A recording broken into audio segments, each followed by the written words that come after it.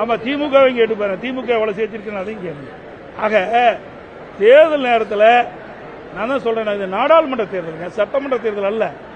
நாடாளுமன்ற தேர்தல் வேற, சட்டமன்ற தேர்தல் வேற. சட்டமன்ற தேர்தலில் நாடாளுமன்ற தேர்தலில் 2 கட்சி தான் முன்னிறுத்துறாங்க. ஒன்று இந்தியா கூட்டணி, இன்னொன்று பாரதிய ஜனதா. நாங்கள் நடுநிலையோடு இருந்தோம். தமிழ்நாட்டு மக்களுடைய உரிமைகளை காப்பதற்காக நாங்கள் யாரோடையும் கூட்டணி வைக்கல. ஏன்னா தேசிய கட்சிகள், இது காங்கிரஸ் கட்சியாக இருந்தாலும் சரி, இது பாரதிய ஜனதா கட்சியை சேர்ந்தாலும் சரி, எந்த கட்சியோட கூட்டணி இருந்தாலும் தமிழ்நாட்டு உரிமைகள் பாதுகாக்க முடியாது. இன்னைக்கு காவிரி நதிநீர் பிரச்சனை, உச்சநீதிமன்றம் அளித்த தீர்ப்பு, மேகதாது அணையில் கட்டுன்னு சொல்றாங்க. இன்னைக்கு மத்திய அரசு அதுக்கு பதில் சொல்லுதா? காங்கிரஸ் ஆட்சியும் சொல்லல. நடுவர் மன்ற தீர்ப்பு வந்த பிறகு 2007 அரசியல் வெளியிட்டாங்களா? வெளியிடலையே.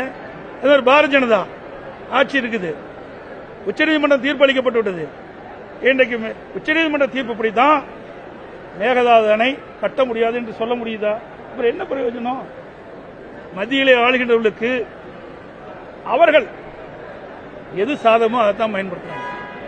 இன்னைக்கு தமிழ்நாட்டு மக்கள் தான் நம்மளை தேர்ந்தெடுக்கிறாங்க.